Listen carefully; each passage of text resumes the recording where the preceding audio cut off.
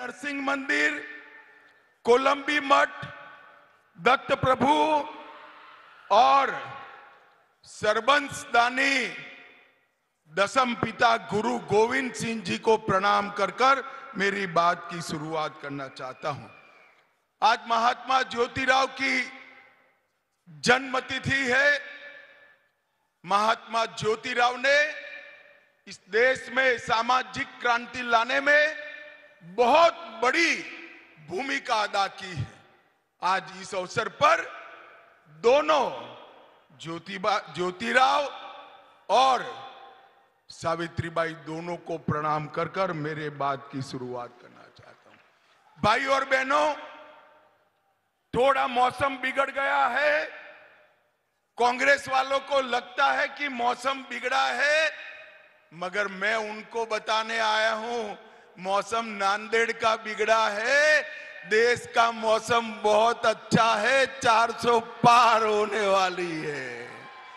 आज की सभा देखकर शायद ही किसी के मन में ये शंका बच जाएगी कि प्रतापराव चिखलीकर प्रचंड मतों से रिकॉर्ड तोड़कर जीतने वाले हैं। भाई और बहनों, ये जो चुनाव है, ये चुनाव नरेंद्र मोदी जी को प्रधानमंत्री बनाने का चुनाव है।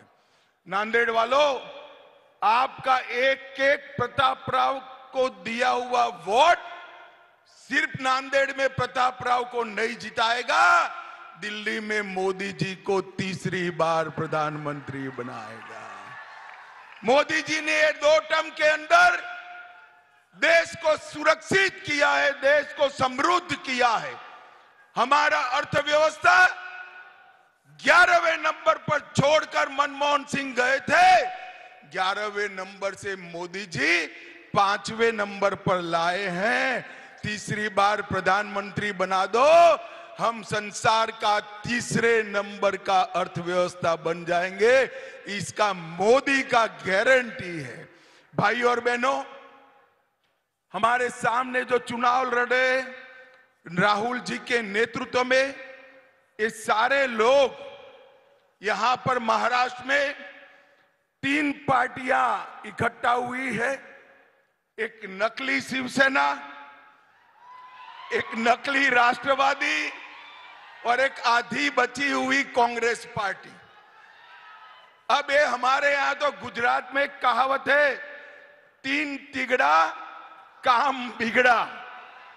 मैं आपको बताने आया हूं भाई और बहनों, उद्धव जी की शिवसेना आधी रह गई, शरद राव की एनसीपी आधी रह गई। ये तो 2 आधे थे ही, ये दोनों ने मिलकर कांग्रेस को भी आधा कर दिया, आधा करने का काम कर दिया। अब मुझे बताओ, ये 3 आधे मिलकर महाराष्ट्र का भला कर सकते हैं क्या?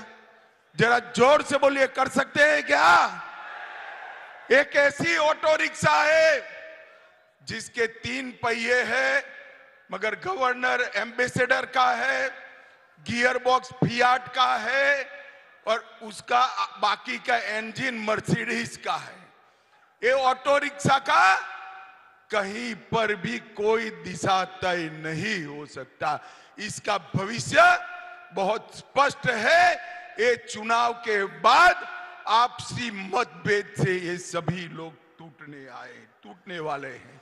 भाइयों और बहनों, और दूसरी ओर मोदी जी के नेतृत्व में देशभक्तों की टोली जैसा एनडीए का कुनबा बैठा है। मैं आज नांदेड़ वालों को पूछना चाहता हूं, ये कश्मीर जो है नांदेड़ वालों हमारा है या नहीं है? जरा जोर से बोलो तो, सभी लोग बोलो, है या नहीं है? एक खड़गे जी कहते हैं कि राजस्थान और महाराष्ट्र का कश्मीर से क्या लेन देन है? अरे खड़गे साहब, नांदेड़ का बच्चा बच्चा कश्मीर के लिए लड़ाई करने के लिए तैयार है। भाई और बहनों, मुझे बताओ, ये धारा 370 हटनी चाहिए थी या नहीं हटनी चाहिए थी? जोर से बोलो, हटनी चाहिए थी या नहीं हटनी चाहिए थी? कांग्रेस पार्टी 70 साल से धारा 370 को एक अनौरस बच्चे की तरह संभाल कर रखी थी। मोदी जी ने धारा 370 को 5 अगस्त 2019 को खत्म कर कर हमेशा के लिए कश्मीर को भारत का हिस्सा बनाने का काम नरेंद्र मोदी जी ने किया है। 10-10 साल तक ये सरकार चली, सोनिया मनमोहन की सरकार चली। आए दिन पाकिस्तान से आलिया मालिया जमालिया आते थे, बम धमाके करते थे और चले जाते थे। एक शब्द मनमोहन सिंह के मुंह से नहीं निकलता था। 2014 में आपने मोदी जी को प्रधानमंत्री बनाया। मोदी जी ने कश्मीर को अलग नजरिए से देखने का शुरू। उनके समय में भी पुलवामा और उरी हुआ, मगर 10 ही दिन में मोदी जी ने सर्जिकल स्ट्राइक और एयर स्ट्राइक कर कर पाकिस्तान के घर में घुसकर आतंकवादियों का सफाया करने का काम नरेंद्र मोदी जी ने किया। नरेंद्र मोदी जी ने पूरी दुनिया में एक संदेश भेजा है कि हमारे देश की सेना और हमारे देश की सीमा उसके साथ छेड़खानी नहीं करते, वरना जवाब सहन करना पड़ता है। ये बात नरेंद्र मोदी जी ने की। ये हमारे महाराष्ट्र के यहां से थोड़े दूर तक कभी नक्सलवाद फैला हुआ था।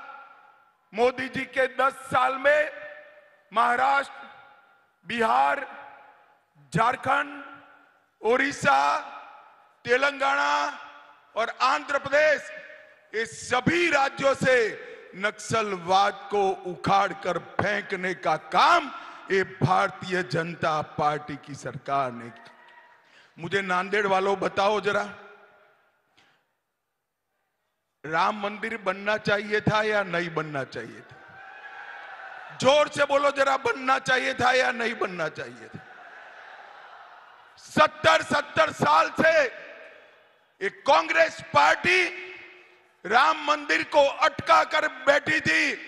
नरेंद्र मोदी जी ने 1924 के बीच में 5 ही साल में जजमेंट भी आया, भूमि पूजन भी हुआ और 22 जनवरी को रामलल्ला का प्राण प्रतिष्ठा भी करने का काम समाप्त हो गया। और 500 साल के बाद पहली बार रामलल्ला 17 तारीख को रामनवमी के दिन अपना बर्थडे भव्य मंदिर में बनाएंगे, टेंट में नहीं बनाएंगे। और कांग्रेस पार्टी, आपने तो बनाया नहीं, ये तो मैं समझ सकता हूं, आपको अपनी वोट बैंक का डर है, परंतु जब आपको निमंत्रण मिला रामलल्ला के प्राण प्रतिष्ठा का, आप वहां पर भी नहीं गए। और जो लोग जाना चाहते थे उनको कांग्रेस पार्टी से निकालने का काम एक कांग्रेस पार्टी ने किया है। भाइयों और बहनों, ये लोग देश का सम्मान नहीं सोच सकते।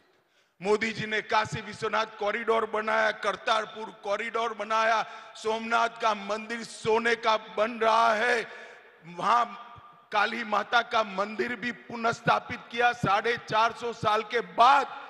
हमारे सभी मान बिंदुओं की सुरक्षा करने का काम नरेंद्र मोदी जी ने किया है। भाइयों और बहनों, आज मैं यहां आया हूं तब शरद राव जी को पूछना चाहता हूं कि शरद राव जी, एक बात बताइए, 10 साल तक सोनिया मनमोहन सरकार के आप कर्ता धर्ता थे। 10 साल तक आपने महाराष्ट्र को क्या दिया? नांदेड़ वालों, हिसाब मांगना चाहिए या नहीं मांगना चाहिए? जरा जोर से बोलो, मांगना चाहिए नहीं मांगना चाहिए? उनको देना चाहिए या नहीं देना चाहिए? वो नहीं देंगे, मगर मैं आज देकर जाता हूं।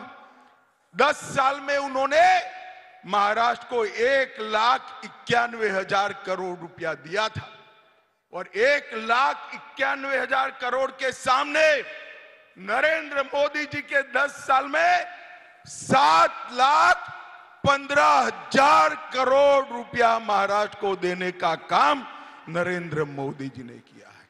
इसके अलावे इंफ्रास्ट्रक्चर के विकास के लिए 3,90,000 करोड़ अलग से दिया, 75,000 करोड़ रुपया नेशनल हाईवे के लिए, 2,10,000 करोड़ रुपया रेलवे के लिए, 4,000 करोड़ रुपया एयरपोर्ट के लिए और 1,00,000 करोड़ रुपया स्पेशल इंफ्रास्ट्रक्चर प्रोजेक्ट के लिए देने का काम नरेंद्र मोदी जी ने किया। मित्रों, उद्धव ठाकरे, शरद पवार और कांग्रेस पार्टी की मंडली महाराष्ट्र का विकास नहीं कर सकती। महाराष्ट्र का विकास नरेंद्र मोदी जी, एकनाथ शिंदे जी और देवेंद्र फडणवीस ही कर सकते हैं और कोई नहीं कर सकता। भाई और बहनों, नरेंद्र मोदी जी ने इस 10 साल के अंदर ढेर सारे गरीब कल्याण के काम किए हैं। गरीबों के लिए सिर्फ और सिर्फ महाराष्ट्र में 1,16,00,000 किसानों को किसान सम्मान निधि देने का काम किया। 1,20,00,000 घरों में नल से जल पहुंचाया। 1 करोड़ लाभार्थियों को 5 लाख तक का पूरा खर्चा आज आयुष्मान भारत योजना से मोदी जी उठा रहे हैं। 70 लाख से ज्यादा शौचालय बनाए। 7 करोड़ गरीबों को कोरोना आया तब से प्रति माह प्रति व्यक्ति 5 किलो अनाज फ्री ऑफ कॉस्ट देने का काम नरेंद्र मोदी जी कर रहे हैं। 51 लाख गरीब बहनों को उज्ज्वला का कनेक्शन दिया। 20 लाख घर दिए।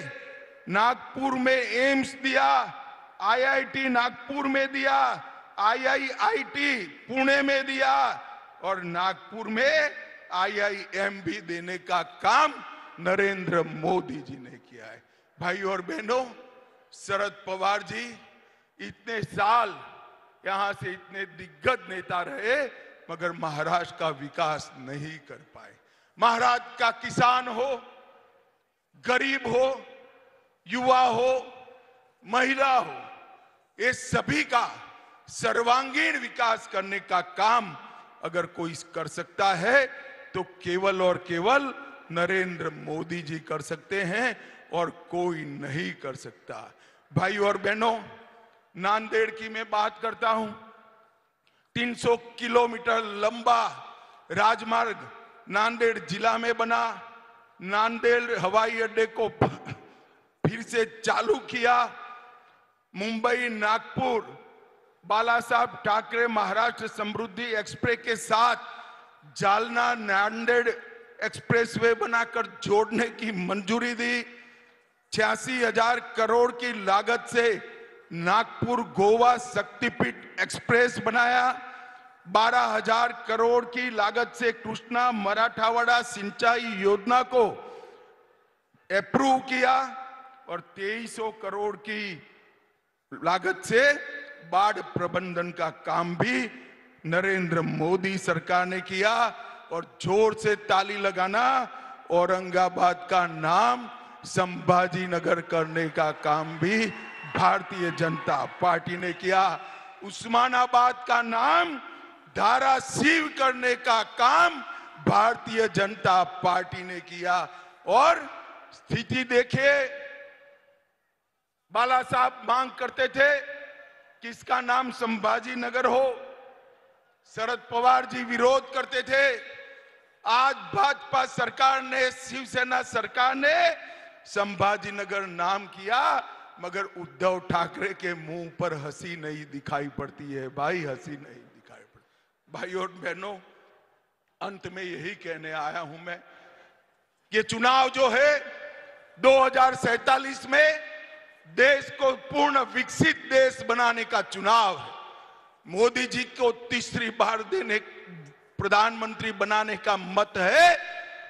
मजबूत भारत की नींव डालने का काम, एक ऐसा भारत जिसके सामने कोई नजर उठाकर देख न पाए, एक ऐसा भारत जो भारत सर्व दिशा में, सर्व क्षेत्र में, समग्र विश्व में एक नंबर हो, इस ऐसा भारत बनाने का ये चुनाव है। और हमने प्रतापराव चिखलीकर को आपके सामने प्रत्याशी बनाकर उठाया है। मैं निवेदन करने आया हूं नांदेड़ की जनता को, हमारे भाई प्रतापराव जी को बड़े बहुमत से, प्रचंड बहुमत से जिताएं। मुझे बताओ जोर से, सभी लोग अंत तक बताएं, प्रतापराव जी को जिताएंगे क्या? जोर से बोलो, जिताएंगे? कमल के निशान पर बटन दबाएंगे? मोदी जी को तीसरी बार प्रधानमंत्री बनाएंगे? 400 पार कराएंगे? मजबूत और सशक्त भारत बनाएंगे? तो मेरे साथ दोनों हाथ उठाकर बोलिए, दोनों हाथ उठाइए, मुट्ठी भींचिए और प्रचंड आवाज से बोलिए, भारत माता की, भारत माता की जय श्री राम, जय जय श्री राम।